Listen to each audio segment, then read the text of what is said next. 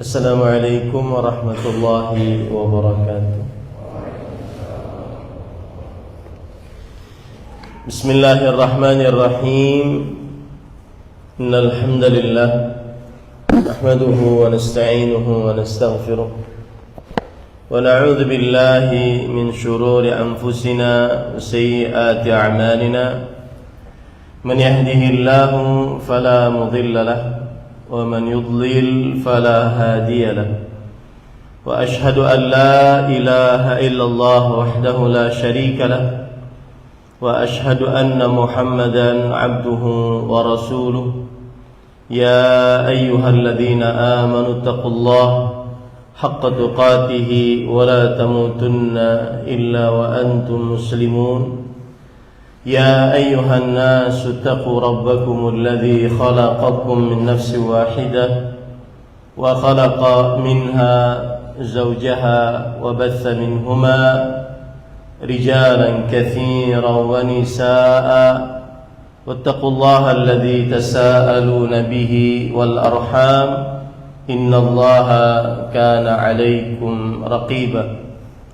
يا أيها الذين آمنوا اتقوا الله وقولوا قولا سديدا يصلح لكم أعمالكم ويغفر لكم ذنوبكم ومن يطع الله ورسوله فقد فاز فوزا عظيما. أما بعد فإن أصدق الحديث كتاب الله وأحسن الهدي هدي محمد صلى الله عليه وعلى آله وسلم وشر الأمور محدثاتها وكل محدثة بدعة وكل بدعة ضلالة وكل ضلالة في النار.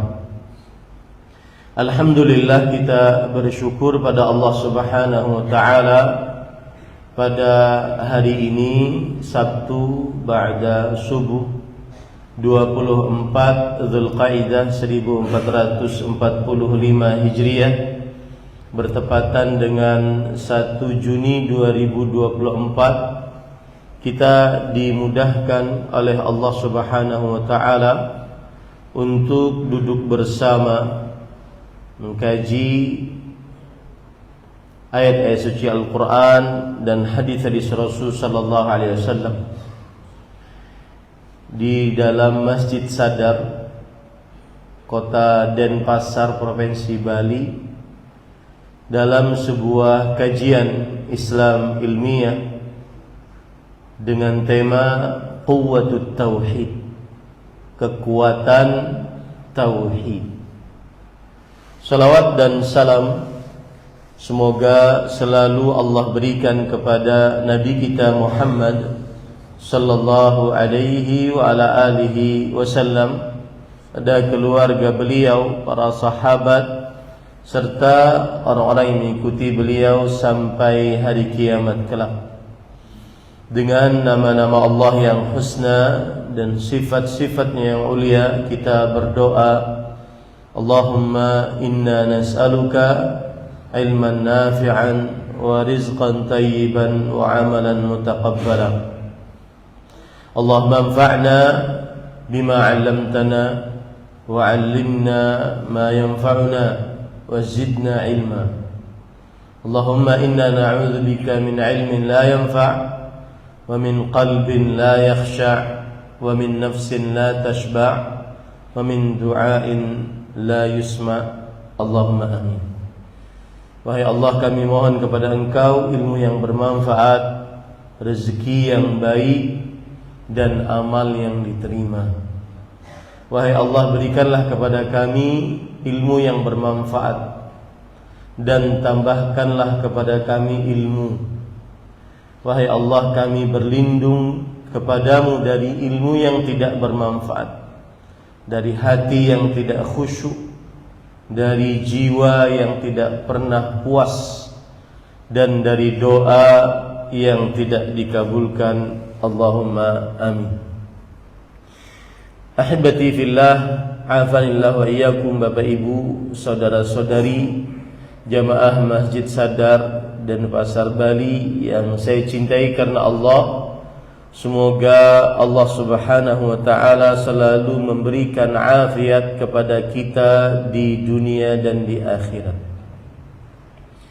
Tema kekuatan tauhid. Ini adalah tema yang sangat penting di dalam kehidupan kita di dunia sebagai hamba Allah Subhanahu wa ta'ala yang diperintahkan oleh Allah untuk senantiasa beribadah kepadanya, mengabdikan diri hanya kepada Allah Subhanahu wa ta'ala. Allah berfirman di dalam Al-Quran dalam surah Az-Zariyat ayat 56, "Wa ma khalaqtul jinna wal insa illa liya'budun." Tidaklah kuciptakan jin dan manusia melainkan supaya mereka beribadah kepadaku. Ayat ini memberikan pelajaran, yaitu pembatasan tugas untuk manusia. Manusia tidak ada tugas lain di dunia ini kecuali untuk beribadah hanya kepada Allah Subhanahu wa ta'ala. Tidak ada tugas lain kecuali beribadah kepada Allah, karena ayatnya didahului dengan peniadaan dan kemudian setelahnya pengecualian. Dan setiap yang didahului dengan peniadaan kemudian setelahnya pengecualian menunjukkan kepada kekhususan. Allah berfirman, "Wa ma khalaqtul jinna." Tidaklah peniadaan. Kemudian setelahnya, tidaklah kuciptakan jin dan manusia melainkan illa liya'budun, melainkan penetapan. Zikru al-itsbat ba'da an-nafi yadullu 'ala al-ikhtisas. Menyebutkan penetapan setelah peniadaan menunjukkan kepada pengkhususan. Sama seperti kita mengucapkan la ilaha illallah. La ilaha peniadaan, meniadakan Tuhan yang diibadahi, Tuhan yang diagungkan, Tuhan yang ditakuti selain Allah Subhanahu wa ta'ala. Peniadaan. Illallah, menetapkan hanya Allah, Tuhan yang diibadahi, Tuhan yang diagungkan, Tuhan yang ditakuti. Tiada sekutu bagi Allah. Menunjukkan bahwasanya pengkhususan hanya Allah Subhanahu wa ta'ala, Tuhan yang seorang bersandar kepadanya, seorang memurnikan ibadah hanya untuknya, hanya Allah, seorang takut akan siksanya hanya kepada Allah, seorang bersabar atas takdir-takdir buruknya hanya kepada Allah Subhanahu wa ta'ala. Maka tujuan kita diciptakan oleh Allah Subhanahu wa ta'ala di dunia ini tidak ada lain kecuali untuk bertauhid. Begitu juga Allah menciptakan langit dan bumi, menciptakan matahari dan bulan, daratan, lautan, udara, hanya untuk kepentingan mentauhidkan Allah Subhanahu wa ta'ala. Begitu juga Allah Subhanahu wa ta'ala mengutus para rasul dan para nabi, dari mulai Nabi Adam sampai Nabi Muhammad sallallahu alaihi wasallam, Tidak ada kepentingan kecuali hanya mentauhidkan Allah Subhanahu wa taala. Allah berfirman di dalam Al-Qur'an, "Wa laqad ba'atsna fi kulli ummatin rasulan an i'budullaha wajtanibut taghut." Dan sungguh telah kami utus di setiap umat seorang rasul untuk beribadah hanya kepada Allah dan menjauhi taghut. Surat An-Nahl ayat 36.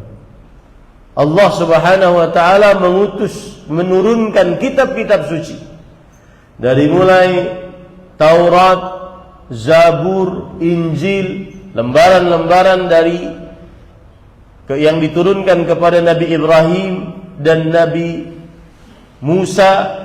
Tujuannya tidak lain kecuali untuk mentauhidkan Allah Subhanahu wa taala. Nah, dari sinilah letak pentingnya tema kekuatan tauhid.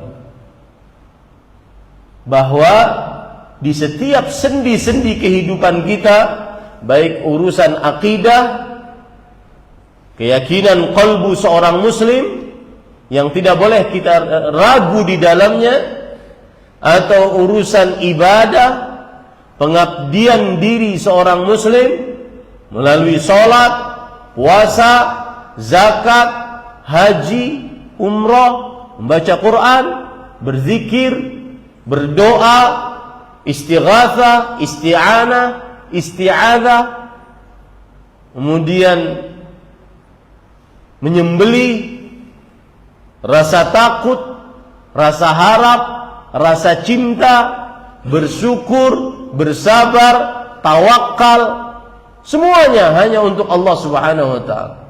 Setiap sendi-sendi kehidupan kita dalam ibadah kita hanya untuk Allah Subhanahu wa taala. Muamalah juga ditegakkan tauhid padanya. Contoh, seseorang ketika bermuamalah dan dia di atas tauhid, maka dia tidak akan menipu, tidak akan mengoplos, tidak akan memalsukan, tidak akan memarkup, tidak akan menilep uang yang bukan haknya, tidak bayar hutang. Di situ sendi-sendi kehidupan kita diwarnai, bahkan wajib untuk ditegakkan tauhid padanya. Seorang suami bertanggung jawab kepada istrinya, seorang istri melayani suaminya, orang tua tidak menipu anaknya, anak tidak membalik durhaka kepada orang tuanya. Itu semua adalah hasil dari tauhid. Kenapa sekarang banyak pinjol, judol? Karena kurang tauhid. Nanti saya akan jelaskan.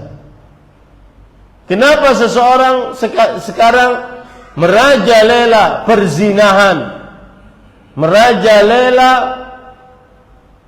hubungan-hubungan yang diharamkan dalam agama Islam, dari perzinahan, perselingkuhan, karena tidak ada tegak tauhid di dalam muamalahnya. Ini para ikhwan yang dirahmati, penting tema ini. Kemudian yang keempat, di dalam adab dan akhlak. Kenapa tidak terjadi adab dan akhlak yang baik? Karena tidak ditegakkan di atas tauhid. Jujur para ikhwah, mungkin banyak sudah ustadz yang datang ke sini berbicara tentang tauhid. Kita selalu diajari agar jauh dari, agar menegakkan tauhid dan tidak melakukan kesyirikan. Bagus itu.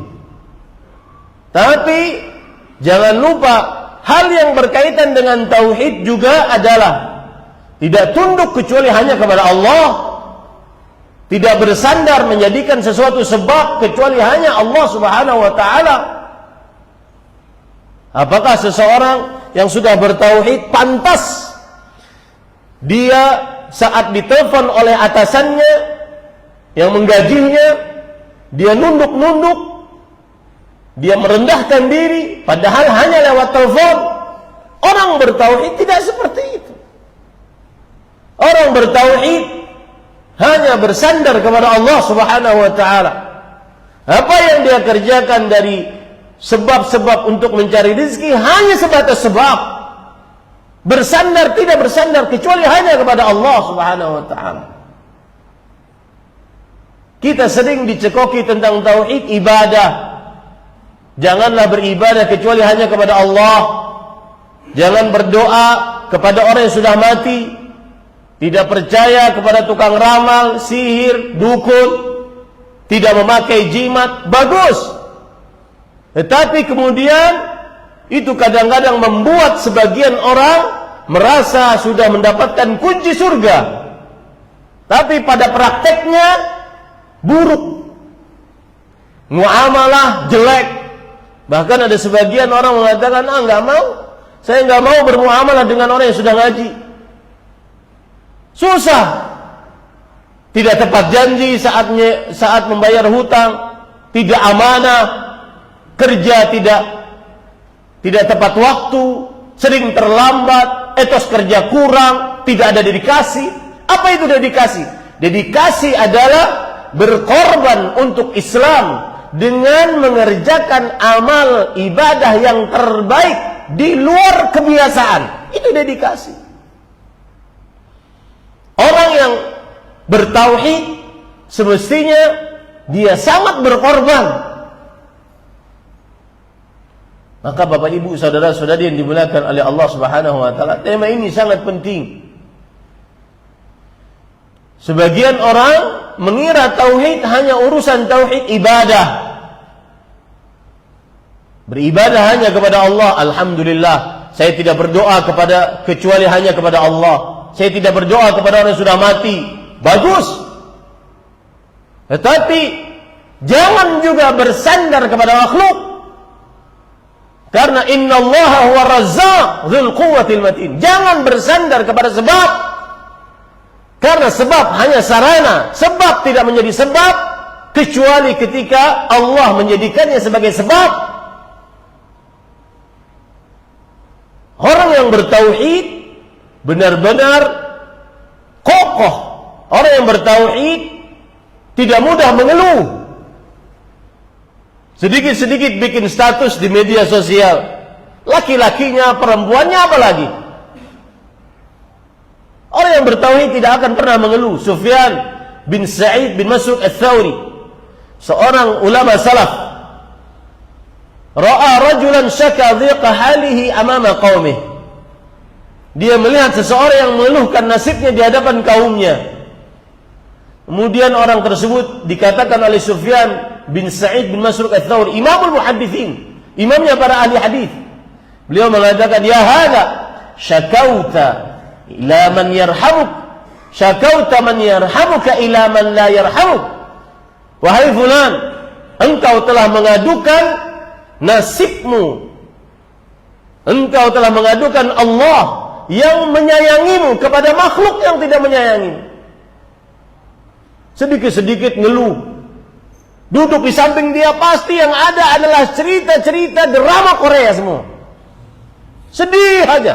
Nggak pernah ada ucapan di dalam lisannya Alhamdulillah, Alhamdulillah. Seakan-akan dia tidak pernah dapat nikmat Allah Subhanahu wa taala. Itu tauhid. Ucapan Alhamdulillah, tauhid. Walaupun kadang mendapatkan musibah yang buruk, dia mengucapkan Alhamdulillah ala kulli hal. Itu tauhid. Ini enggak. Yang ada cuma cerita-cerita sedih aja. Dimarahin istri, kemudian dimarahin suami jelek, suami buruk. Ini juga saya nasihatkan, karena ini sepertinya menjadi kebiasaan sebagian para perempuan. Kalau sudah kumpul di antara mereka menceritakan, menggibahi suaminya, itu kurang tauhid. Tidak boleh. Bahkan mengajak, ayo ceritain tentang suamimu apa. Tidak boleh itu. Bahkan ini kebiasaan didapati oleh bukan hanya wanita-wanita biasa, istri para ustaz. Yang kadang ustadznya sibuk berdakwah, tidak ngajari istrinya. Sering cerita-cerita tentang suaminya yang buruk-buruk. Ini kurang tauhid. Mengeluh hanya kepada Allah. Mengeluh saat sepertiga malam terakhir. Itu tauhid. Makanya Imam Al-Qayyim rahimahullah ta'ala mengatakan, ketika mengomentari perkataan Sufyan bin Sa'id bin Masruq Ats-Tsauri, ini ulama Islam abad kedua Hijriah. Imam Al-Qayyim ulama Islam abad ke-9 Hijriah. Atau abad ke-8 Hijriah. Beliau berkata, "Hadza ghayatul jahli bil mashku wal mashku alaih." Mengeluhkan nasibmu kepada makhluk itu adalah tingkat kebodohan paling tinggi kepada tentang Allah yang diadukan dan tentang makhluk yang kita mengadu nasib kita kepadanya. Tidak boleh ngeluh kecuali hanya kepada Allah Subhanahu wa taala. Serempet sedikit tulis status. Ngantri sedikit tulis status. Dan seterusnya. Tidak ada ngeluh. Pernah viral di media sosial di Indonesia. Guru ngaji digaji lebih rendah daripada kurir ekspedisi. Apa itu? Kenapa bisa seperti itu terjadi? Kenapa ada pengeluhan tentang hal yang terbaik? Subhanallah. Menjadi manusia terbaik adalah dengan mengajari Al-Quran dan dengan belajar Al-Quran dan mengajarkannya. Kemudian mengeluh atas pekerjaan itu. Mana tauhidmu? Orang yang bertauhid orientasinya akhirat, selamat di akhirat. Orang yang bertauhid orientasinya adalah selamat setelah mati. Di dunia cuma sementara. Abu Abdurrahman As-Sulami, beliau seorang tabi'i, mengajar Al-Quran di zaman Khalifah Utsman bin Affan sampai kepada zaman Hajjaj bin Yusuf Ats-Tsaqafi selama 40 tahun. Ngajar Quran. Kalau kita di zaman sekarang ngajar TPA, jadi guru tahfidz 40 tahun, gak pernah ngeluh. Bahkan ketika beliau ditanya, "Ma'aq'adakum ala hadza?" Kenapa engkau bisa duduk lama ngajar orang Al-Quran saja 40 tahun? Dan saya punya guru namanya Fadilat Syekh Ubaidillah bin Muhammad Al-Afghani, salah satu guru lama di Masjid Nabawi. Waktu saya berguru kepada beliau sebelum beliau meninggal, udah tua banget. Kalau ngantuk, kadang-kadang disiramkan air zam-zam ke kepalanya. Dikatakan beliau salah satu guru terlama di Masjid Nabawi, 50 tahun cuma ngajar Quran. Cuma ngajar Quran. Begitu tauhid. Ketika ditanya, apa yang menyebabkan engkau begitu lama duduk ngajari orang Al-Quran? Hanya Quran. Beliau mengatakan, hadal hadis. Hadis ini, khairukum man ta'allama Al-Quran wa 'allamah. Sebaik-baik kalian orang yang belajar Al-Quran dan mengajarkannya. Begitu ketika darah tauhid sudah mengalir di dalam tubuh kita, berkorban untuk Islam, perkara dunia ya akhi sebentar. 60-70 tahun selesai kita hidup ini dunia. Antum bayangkan, jangankan dari mulai orang semenjak dahulu, semenjak Nabi Muhammad sallallahu alaihi wasallam saja wafat. Berapa lama sudah? Nabi Muhammad sallallahu alaihi wasallam wafat hari Senin tanggal 12 Rabiul Awal tahun ke-11 Hijriah. Kita sekarang tahun 1445 Hijriah. Berarti jarak antara kita dengan Nabi Muhammad SAW 1434 tahun. Selama itu di dalam kubur. Yang saya ingin tuju, yakini baik-baik wahai orang-orang yang katanya sudah ngaji tauhid, hidupmu di dunia cuma sementara. Dan sebentar Jangan menghalalkan segala cara untuk mendapatkan kehidupan dunia. Beramallah, berkorbanlah untuk kehidupan setelah kematian yang lebih lama. Coba 1434 tahun. Ngapain kita nanti di dalam situ? Hanya orang-orang yang tidak berpikir dan tidak bertauhid, yang menghalalkan segala cara untuk mendapatkan dunia yang sementara, yang dia tidak bawa apa-apa. Begitu kekuatan tauhid. Ini sebagian kita diajari bagus pengajarannya. Jangan syirik. Tidak boleh minta kepada orang mati. Tidak boleh memakai jimat. Syirik akbar termasuk perkara syirik akbar percaya kepada dukun. Termasuk syirik memakai jimat. Termasuk syirik akbar kekufuran percaya kepada tukang sihir. Bagus. Tapi kadang kita lupa pengamalan tauhid yang berkaitan dengan amalan-amalan qalbu, seperti keikhlasan, seperti tawakal, bersabar, bersyukur, rasa takut, rasa harap. Itu pengamalan-pengamalan tauhid yang semestinya harus ditegakkan dan harus dijelaskan sedetil-detilnya. Ini para ikhwan yang dirahmati oleh Allah Subhanahu wa taala.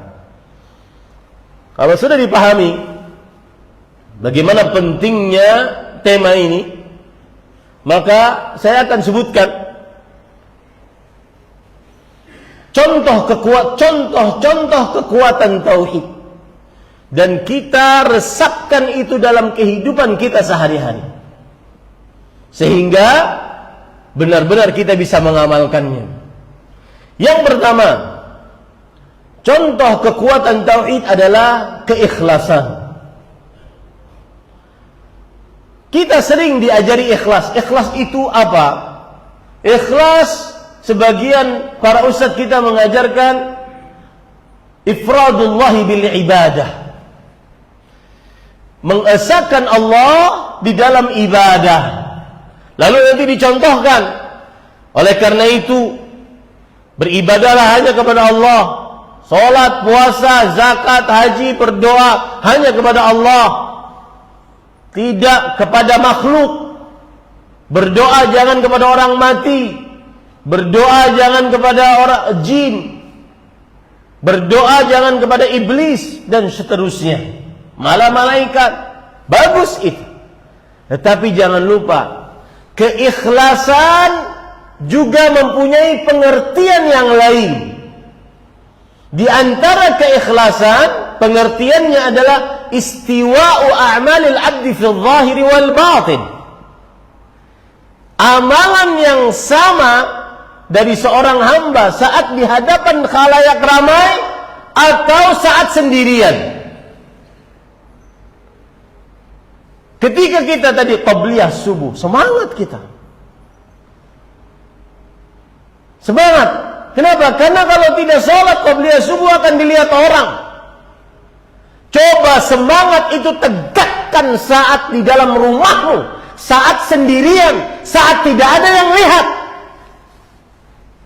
Kalau sama, bahkan lebih, itulah berarti kita ikhlas. Karena pengertian ikhlas, sebagian ulama di antara Imam Al-Qayyim rahimahullah dalam kitab Madarijus Salikin, beliau mengatakan, kata beliau, alla tatluba ala amalika syahidan ghaira Allah wala mujazian siwa. Tidak mencari dalam beramal seorang yang melihat atas amalan kita dan seorang yang memberikan ganjaran, penghargaan, hadiah atas amal kita kecuali Allah Subhanahu wa taala. Itu ikhlas. Yang kebalikannya adalah riya, yang di zaman sekarang sangat susah melalui media sosial kita. Susah. Apa-apa divideokan, bahkan bohong pun divideokan. Bohong divideokan.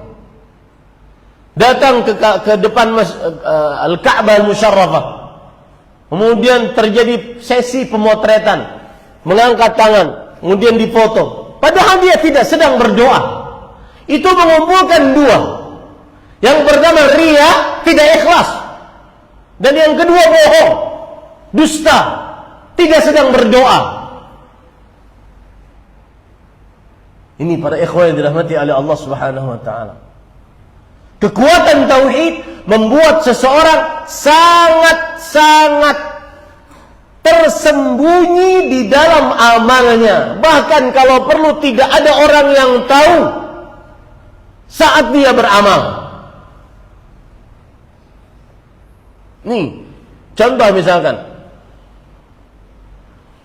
saya sebutkan sekarang sebuah kisah disebutkan di dalam kitab Sifatus Safwah dan Hilyatul Awliya. Istrinya Hassan bin Abi Sinan rahimahullah. Hassan bin Abi Sinan itu ulama salaf. Sebentar saya carikan, biar kita tahu bahwasanya beliau ini hidup tahun berapa. Hassan bin Abi Sinan adalah ulama salaf, seorang tabi'i, berarti gurunya sahabat Nabi. Guru beliau adalah sahabat Nabi radhiyallahu anhu, Hassan bin Abi Sinan. Istrinya bercerita, kana yaji'u fayadkhulu ma'i fi firash. Lihat ya, bagaimana kekuatan tauhid menghasilkan ikhlas.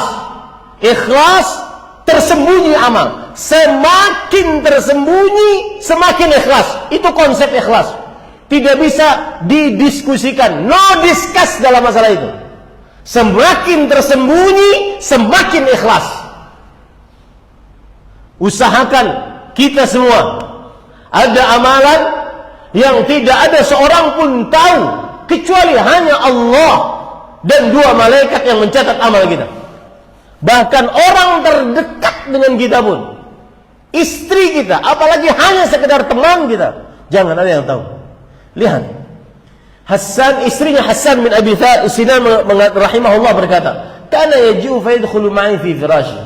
Dia datang, kadang kita bergaul di atas ranjang, thumma yukhadi'uni kama taqda'u al-mar'atu sabiyyaha. Kemudian suamiku ini menipuku sebagaimana seorang ibu sedang menipu anaknya. Seorang ibu kalau sedang menidurkan anaknya, dia akan pura-pura tidur agar anaknya cepat tidur. Itu yang dilakukan oleh Hassan bin Abi Sinan rahimahullah. Fa idza 'alima anni nimtu salla nafsahu fa kharaj. Kalau dia sudah lihat bahwa aku tidur, sang istri sedang tidur, maka dia bergerak, kemudian dia keluar kamar. Tsumma yaqum fa yusalli. Kemudian dia bangun dan dia salat. Ukur keikhlasanmu dengan banyaknya ibadahmu saat di dalam rumah, bukan saat di dalam masjid. Karena setiap orang di dalam masjid memang tugasnya untuk banyak ibadah. Saat di dalam rumah, qala faqultu lahu ya Aba Abdillah kam tu'adzib nafsak. Lalu aku bangun, aku tanya suamiku, wahai suamiku, kam tu'adzib nafsak, kenapa engkau menyiksa dirimu seperti ini? Irfa' binafsik, kasihani dirimu, ayo tidur bersamaku, ayo kita bergaul, ayo kita menikmati dunia. Apa kata Hassan bin Abi Sinan? Uskuti, diam engkau, waihak, celaka engkau wahai istriku. Fayushiku an arquda raqdah la aqum minha zamanan. Aku khawatir saat aku tidur tidak bangun setelahnya dalam waktu yang lama, yaitu mati. Orang yang bertauhid sangat ikhlas. Tanda keikhlasan, semakin rahasia semakin ikhlas. Cari Pak amalan yang kita bisa nanti kelak ketika berhadapan dengan Allah Subhanahu wa taala. Ya Allah, ini amalku yang rahasia, tidak ada seorang pun yang mengetahuinya. Entah itu menangis karena Allah, entah itu beristighfar sendirian di hari Jumat pada asar, tutup semua pintu, kemudian letakkan semua alat komunikasi, dia hanya berzikir hanya kepada Allah. Dzakarallaha khalian fafawat aina. Dia berzikir kepada Allah sendirian. Kemudian air matanya berlinang. Dan ingat, setelah itu jangan bikin status. Indahnya berzikir sendirian sampai mata berlinang, gombal. Ini para ikhwan yang dirahmati oleh Allah Subhanahu wa taala. Lihat lagi cerita yang kedua disebutkan dalam kitab Hilyatul Awliya. Sama Daud ibnu Abi Hind. Daud ibnu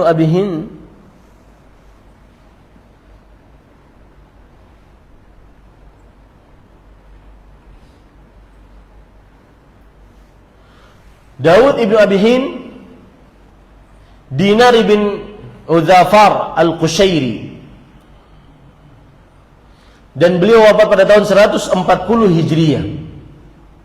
Ahli tafsir, ulama salaf, kira-kira tabi'ut tabi'in. Beliau diceritakan, sama Daud ibnu Abi Hind 40 sanah la ya'lamu bihi ahluh. Beliau berpuasa 40 tahun. Istrinya tidak tahu kalau dia puasa. Coba bayangkan. Kok bisa ada orang puasa, istrinya nggak tahu kalau dia puasa? Ya, bagaimana caranya? Yahmilu ma'ahu ghada'ahu min 'indihim fayatasaddaqu bihi fit tariq wa yarji'u 'ashiyyan fayuftiru ma'ahu. Dia di pagi hari bawa makanannya. Ceritanya ingin makan di luar rumah. Mungkin di pasarnya, di warungnya, di tokonya. Seakan-akan istrinya tahu bahwasanya dia keluar rumah bawa makanan dan dia makan di luar rumah. Apa yang dia lakukan dengan makanan tersebut? Dia sedekahkan. Lalu dia pulang di sore hari, kemudian dia makan bersama keluarganya dalam keadaan berbuka puasa. Tidak ada yang tahu. Bandingkan dengan sebagian orang di zaman sekarang, datang ke Masjid Nabawi, dari luar datang tidak sholat, kemudian datang ke Masjid Nabawi langsung duduk tasyahud, nggak sholat, duduk tasyahud. Lalu terjadilah sesi pemotretan, ambil angle kanan, angle kiri, belakang, depan, kemudian sebar di sosial media. Indahnya masjid Rasulullah sallallahu alaihi wasallam. Ini riyaknya ikhlas.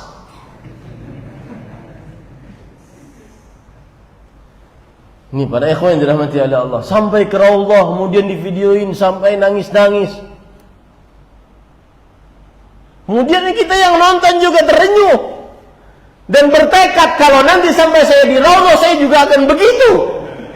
La haula wa la quwata illa billah. Mana quwwatut tauhid? Menyembunyikan amal. Ada orang bersedekah, dia bilang kepada panitia sedekahnya, kalau bersedekah enggak usah disebut namanya, nanti bisa riya. Sebutkan saja hamba Allah. Tuh lihat, yang bersedekah 1 juta hamba Allah itu saya. Ini para ikhwan yang dirahmati oleh Allah Subhanahu wa taala. Bahkan para ikhwan yang dirahmati oleh Allah Subhanahu wa taala, ada orang yang kadang kita susah untuk berpikir masa dalam keadaan seperti itu bisa dia menjaga keikhlasan dengan cara menyembunyikan amal. Apa itu? Saat berjihad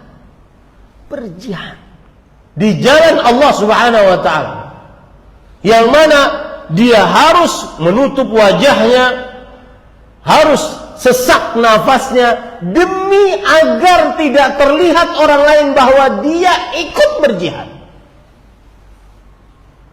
Ini nasihat saya untuk para relawan-relawan kemanusiaan. Tidak perlu untuk ditampilkan engkau di hadapan orang banyak.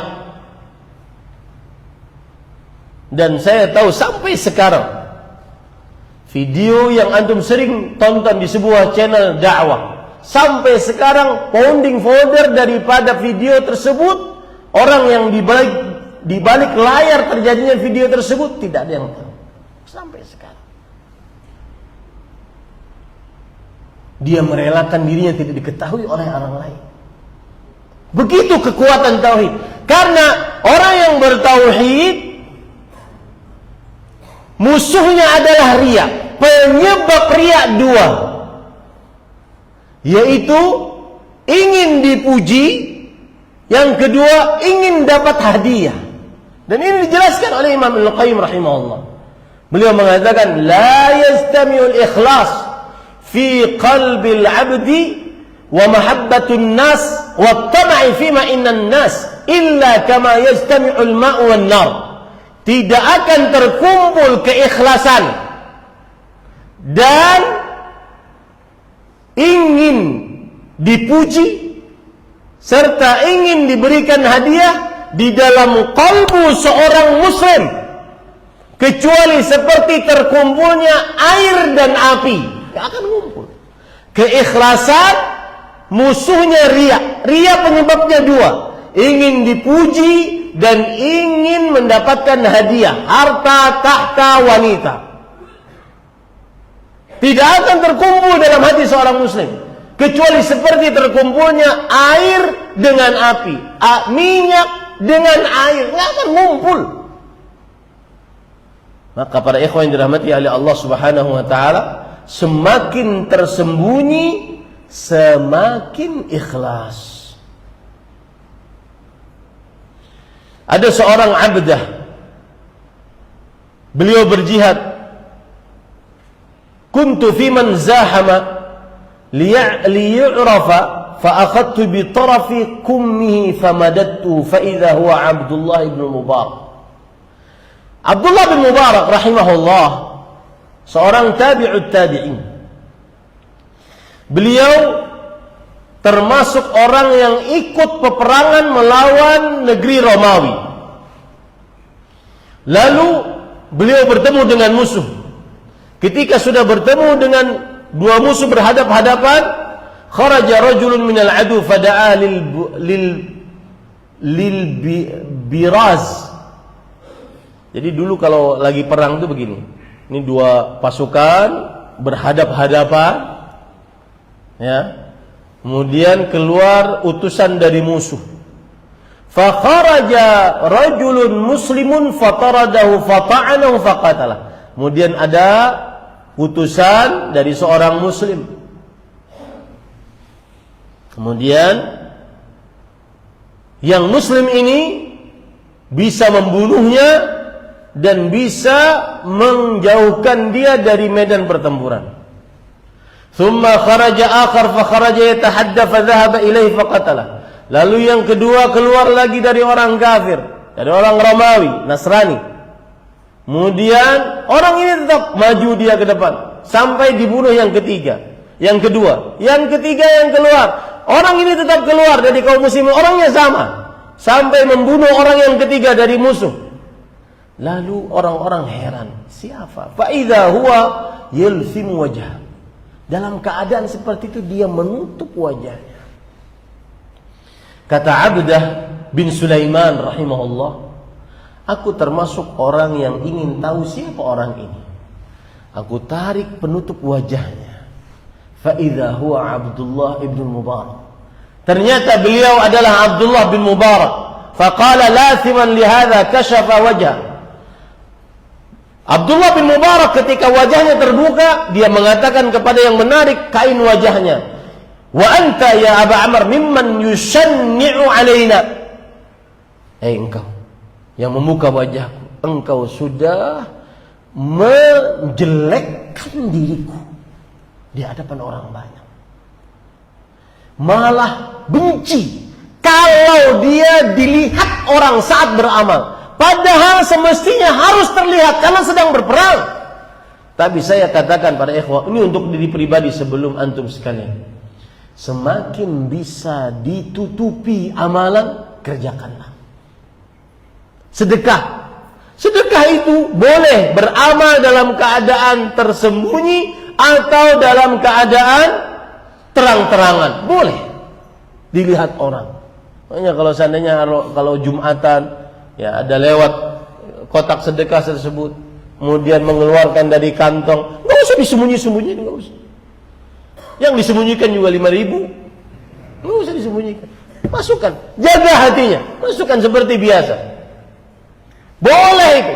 Tapi selama masih bisa disembunyikan, tidak dilihat oleh orang banyak, benar-benar tidak terlihat, maka itu yang lebih baik. Seperti sholat qabliyah subuh.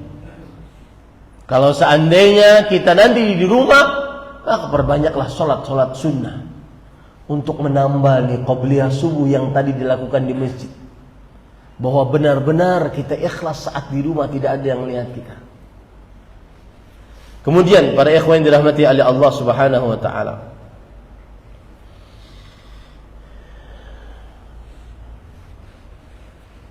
kekuatan tauhid yang kedua adalah tawakal kepada Allah. Apa itu tawakal? Sidqu i'timadil qalbi 'ala Allah fi jalbi naf'in aw daf'i dharrin ma'a fi'lil asbab al-mubah. Tawakal adalah hati yang selalu benar-benar bersandar hanya kepada Allah. Hati yang selalu benar-benar bersandar hanya kepada Allah untuk mendapatkan kebaikan atau dijauhkan dari mudarat dengan mengerjakan sebab yang diperbolehkan. Kita bekerja itu sebab, Pak. Tapi sebab ini bukan satu-satunya yang mendatangkan sebab kita dapat rezeki.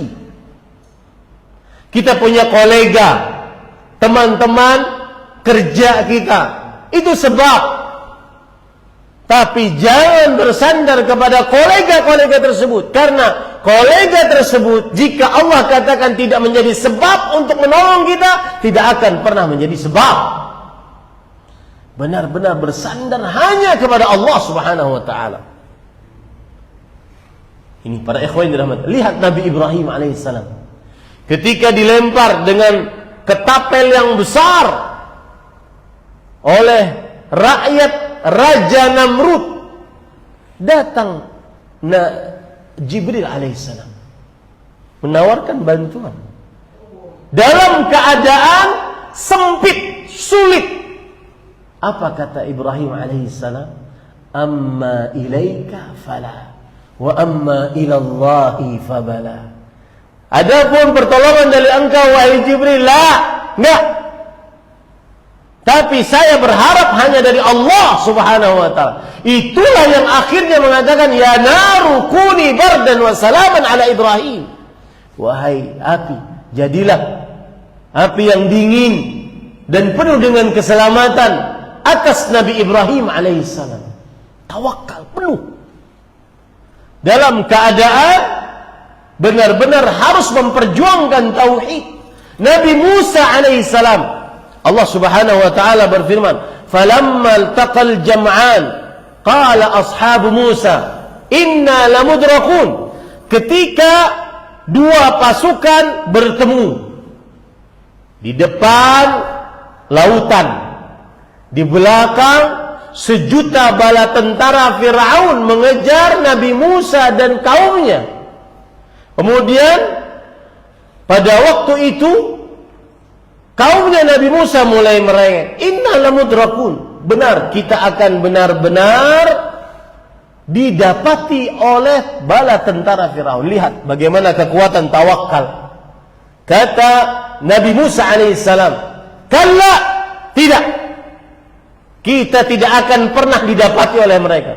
Inna ma'iya Rabbi sayahdin. Sesungguhnya Rabbku bersamaku akan memberi petunjuk untukku." Begitu orang bertawakal, bersandar qalbunya hanya kepada Allah Subhanahu wa taala. Ini kadang kita jauh dari syirik akbar, iya, tidak berdoa kepada orang yang sudah mati, tidak memakai jimat, tetapi kadang-kadang bersandar kepada makhluk. Saya beri contoh, rapat rapat dengan orang yang memberikan gaji kepada kita. Sudah masuk waktu azan, orang yang benar-benar bertauhid, bersandar hanya kepada Allah, maka dia berani untuk mengingatkan, Pak, azan, kita sholat dulu, Pak. Begitu tauhid, begitu kekuatan tauhid.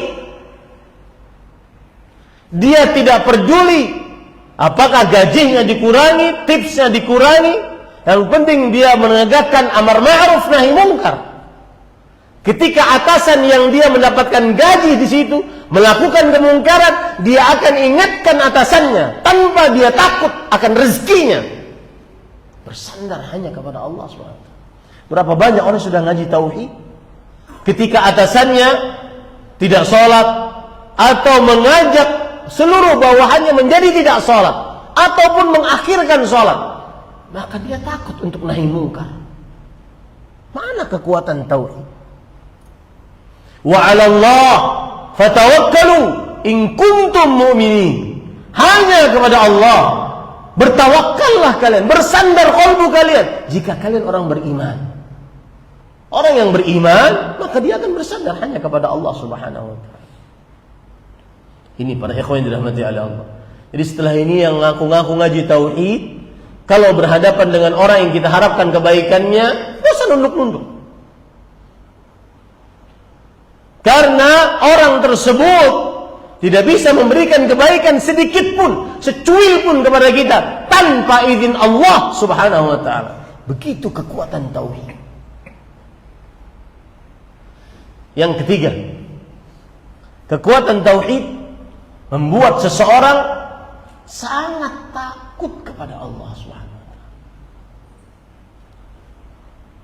Karena Allah Maha Kuasa, Maha Pencipta, Maha Pengatur. Karena Allah Syadidul Iqab, Maha pedih siksanya. Orang yang bertauhid, maka dia akan sangat takut kepada Allah Subhanahu wa taala. Saya beri contoh misalkan, bukan hanya takut terhadap perkara-perkara takut rahasia. Misalkan sering kita dikatakan, jangan takut kepada makhluk. Kita sering diajari oleh ustadz kita agar tidak mempunyai rasa takut rahasia kepada makhluk. Takut yang dipenuhi dengan pengagungan, kecintaan dan ketundukan kepada yang ditakuti. Saya beri contoh misalkan, yang sering diajarkan oleh ustadz-ustadz kita, takut yang hanya karena Allah, bukan takut kepada makhluk-makhluk Allah. Jangan takut kalau seandainya kita tidak berziarah kepada kuburan keramat, tidak meletakkan bunga di kuburan keramat. Karena sebagian orang takut kalau tidak menziarahi kuburan-kuburan keramat atau tidak meletakkan bunga-bunga akan kualat. Kita diajari itu. Tapi jangan lupa, ada juga penyimpangan dari tauhid, dan ini adalah kelemahan tauhid, bukan kekuatan tauhid. Lebih takut kepada makhluk dibandingkan kepada Allah Subhanahu wa taala. Contoh bermaksiat saat sendirian. Allah Subhanahu wa taala berfirman di dalam Al-Qur'an tentang menyembunyikan maksiat di hadapan makhluk, tetapi saat sendirian di hadapan Allah tidak disembunyikan. Yastakhfuna minan nas wa la yastakhfuna minallah wa huwa ma'hum idh yubayyituna ma la yarda minal qaul. Surah An-Nisa ayat 108.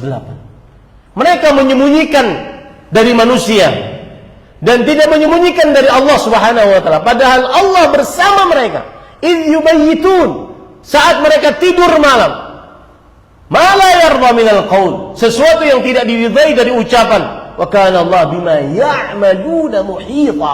Allah sangat mengetahui apa yang mereka lakukan. Makanya ada pepatah mengatakan, idza kunta fi zulmatin fi ribatin fala taqul khalautu wa qul innal ladzi khalaqa adh-dhalama yarani. Jika engkau sedang bersendirian di dalam keinginan untuk berbuat dosa, maka jangan ucapkan saya sedang sendirian. Tetapi ucapkanlah, sesungguhnya yang menciptakan kegelapan sedang melihatku. Begitu orang yang bertauhid, sangat takut kepada Allah, sangat takut siksa Allah Subhanahu wa taala.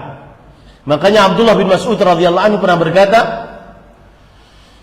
"Innal mu'min yara dhanbahu karajulin yaqa'u tahta al-jabal yushiku an yaqa' alaih." Sesungguhnya orang beriman melihat satu dosanya seperti seseorang yang sedang di bawah kaki gunung, dia takut gunung tersebut runtuh menimpanya. Itu orang beriman saat melihat satu dosanya. Wal fajiru yara dhunubahu kadhubabin yaqa'u ala anfih fayaf'alu biyadayhi hakadha.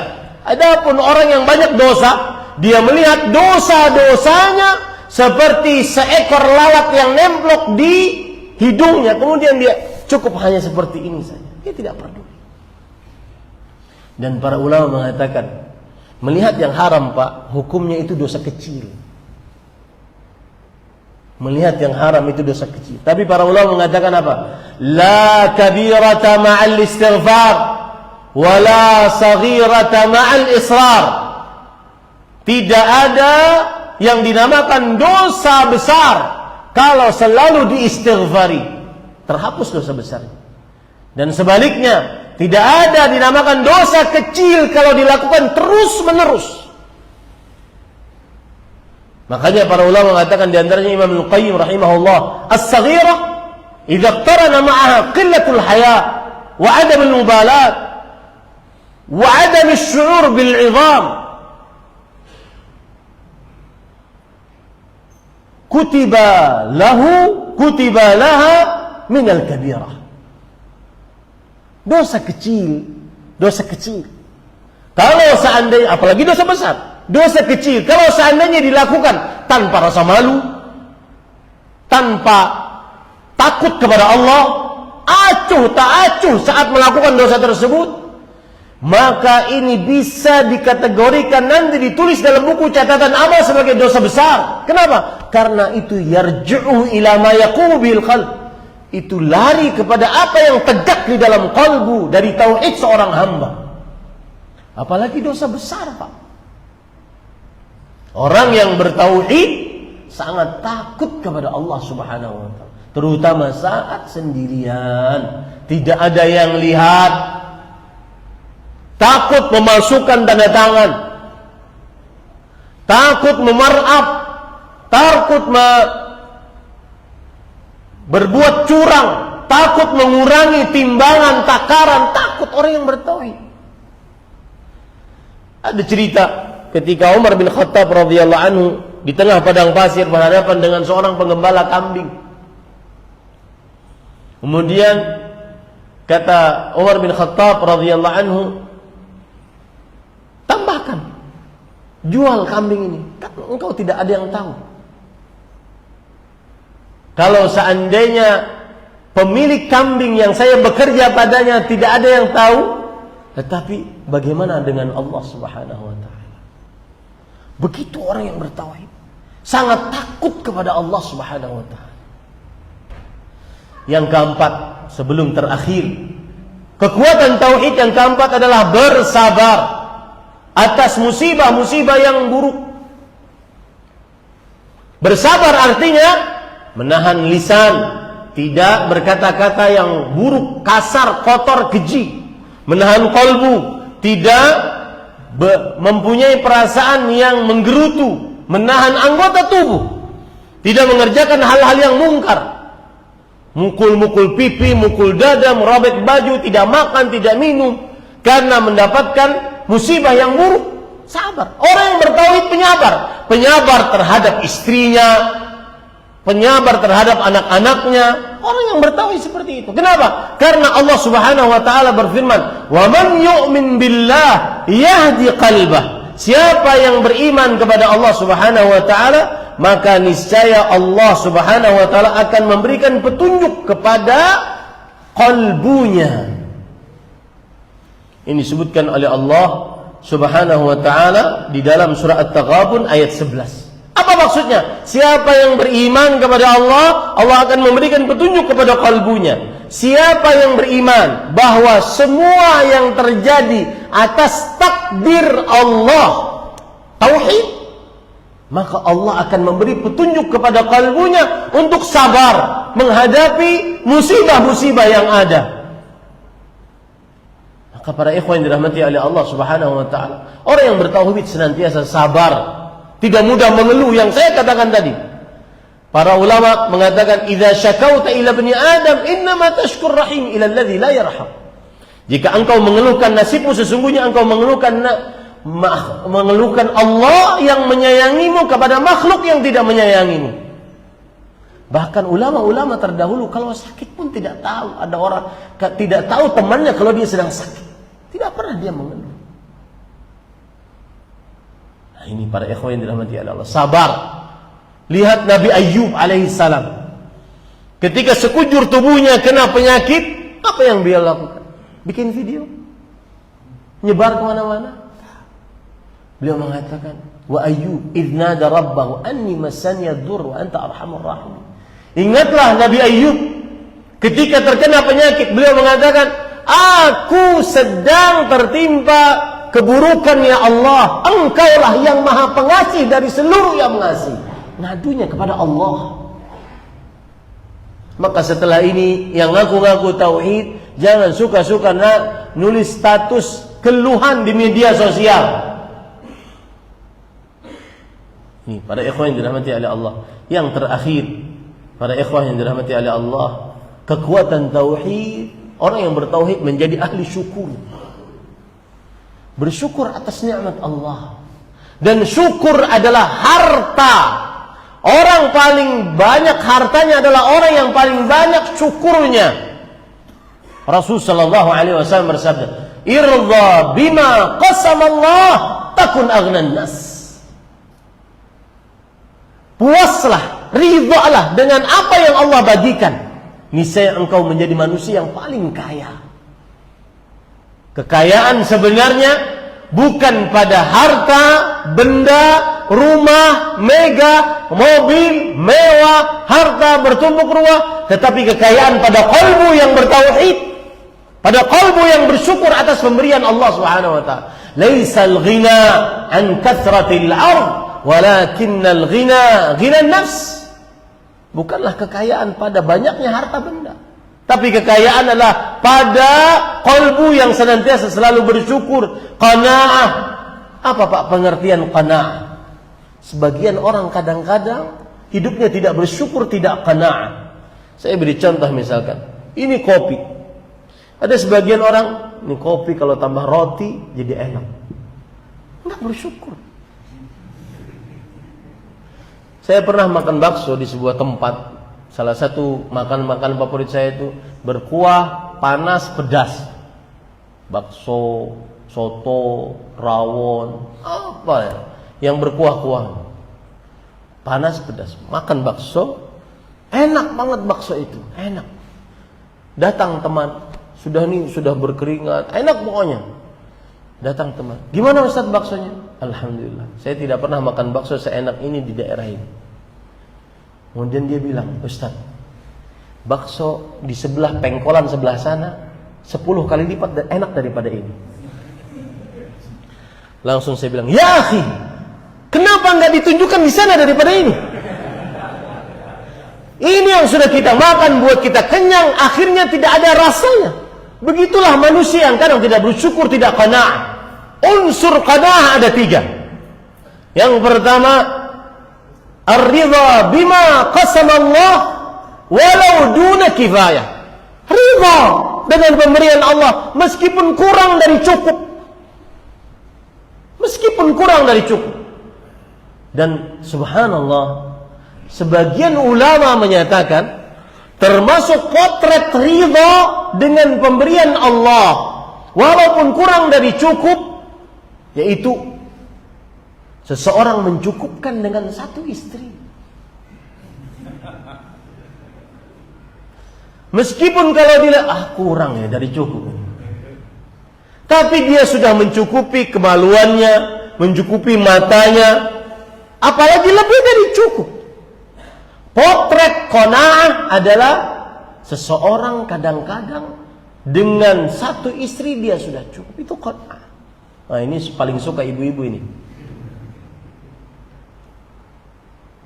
Ini jangan dibalik nantinya. Berarti Rasulullah SAW tidak qanaah, Ustaz. Enggak. Saya katakan kalau seandainya seorang sudah mencukupi satu, dia bisa menjaga mata dan kemaluannya dengan satu istri tersebut, maka jumhur ulama mengatakan itu lebih baik. Yang kedua, tarkut tasyawuf bil mafqud. Tidak mencari yang tidak ada. Tidak mencari yang tidak ada. Sama seperti orang makan. Ini kalau tambah kerupuk enak. Nah, ini gak qanaah. Padahal cuma kerupuk. Ini kalau tambah sambal jadi enak. Ini tidak qanaah. Dan orang tidak qanaah kurang tauhid. Kenapa akhirnya tidak bersyukur atas pemberian Allah yang begitu banyak? Kemudian yang ketiga, yaitu al-istighna bil mawjud, mencukupkan dengan yang ada. Itu qanaah. Dan itu adalah hasil dari tauhid. Makanya Allah berfirman di dalam Al-Qur'an, "Man 'amila salihan min dzakarin aw untha wa huwa mu'minun falanuhyiyannahu hayatan thayyibah wa lanajziyannahum ajrahum bi ahsani ma kanu ya'malun." Surah An-Nahl ayat 97. Siapa saja yang beramal saleh dari laki-laki dan perempuan dalam keadaan dia beriman, bertauhid, maka sungguh kami akan berikan kepadanya kehidupan yang baik. Kehidupan yang baik adalah kehidupan yang bahagia, yang penuh dengan qanaah, puas pemberian Allah. Walaupun kurang dari cukup, tidak mencari yang tidak ada, mencukupkan dengan yang ada. Kehidupan yang baik. Antum silakan cek tafsiran dari ayat ini. Salah satu tafsiran dari ayat ini, kehidupan yang baik adalah al-qanaah. Hidup tenang, nyaman, lapang dada, tidak sempit, tidak dikejar-kejar dunia, tidak selalu merasa kurang, mencari yang tidak ada. Akhirnya dikejar-kejar dunia. Orang waktu istirahat dia waktu kerja, malam aturan dia istirahat, bersenang-senang dengan istrinya, membicarakan kehidupan setelah kematian, tidur di atas kesucian, di atas wudu, tidur setelah membaca Al-Quran wiridnya. Ini enggak, masih di luar, sibuk kerja. Seakan-akan hidup 100 tahun. Ya, ini orang yang kurang tauhid. Biasanya Pak, kalau sudah dengar yang seperti ini, mulai nafas. Iya Ustaz, sebenarnya begitu Ustaz. Ini Bapak Ibu, saudara-saudari, itulah kekuatan tauhid yang harus kita pupukkan terus. Saya katakan, kita sering dicekoki tauhid, jangan beribadah kecuali kepada Allah. Tapi jangan lupa, tauhid juga keikhlasan, tidak menampakkan amal, tidak riya, tidak ujub dengan amal. Tauhid adalah bertawakal, tidak bersandar kepada makhluk, tidak mendewakan sebab, tidak menganggap sebab sebagai satu-satunya. Tauhid adalah seseorang senantiasa punya rasa takut kepada Allah Subhanahu wa taala. Tidak mudah bermaksiat, terutama saat sendirian. Tauhid senantiasa bersabar dengan musibah yang Allah Subhanahu wa taala berikan.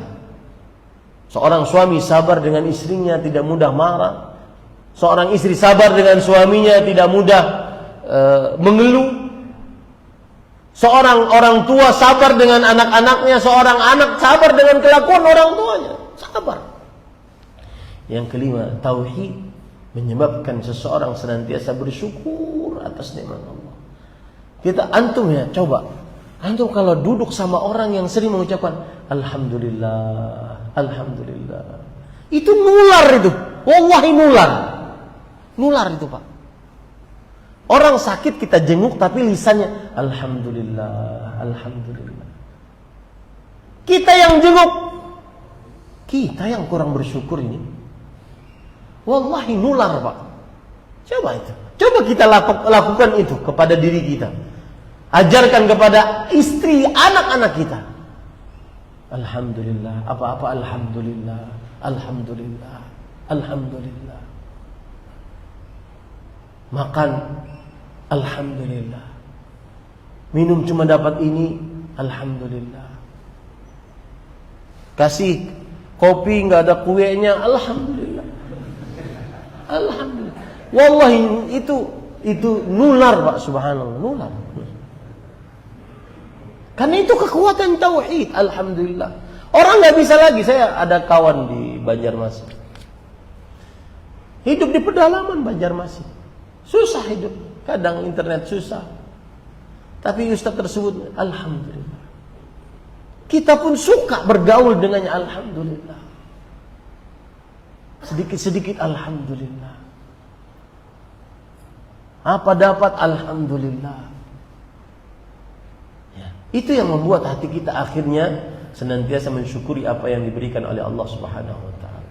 Ada seorang bertanya kepada Ibrahim ibn Adham tentang kesulitan hidupnya. Ini terakhir cerita saya sebutkan bahwasanya dia ada mengeluhkan kesulitan hidupnya. Kemudian Ibrahim ibn Adham mengatakan, bagaimana kalau seandainya tanganmu saya beli dengan 1000 dinar?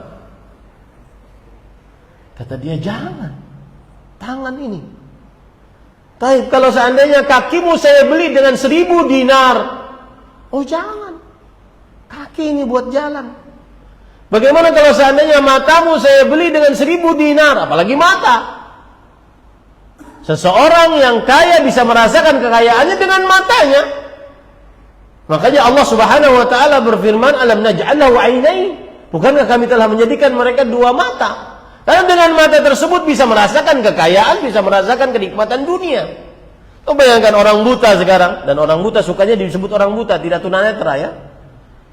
Orang buta sekarang kita katakan, Pak, di depan Bapak itu ada emas, perak, bertumpuk kilauan kiloan untuk Bapak. Rumah megah, mobil mewah. Mana Ustaz? Gelap. Nggak kerasa. Karena mata memang salah satu nikmat Allah terbesar. Makanya Allah SWT sebutkan di dalam Al-Quran. Kalau seandainya ada orang, kata Ibrahim bin Adham, kalau saya beli matamu, saya beli hidungmu, semua dia tolak. Kata beliau, kalau begitu saya melihat kamu ini memiliki berjuta-juta dinar, watashkul hajah, lalu engkau mengeluhkan nasibmu.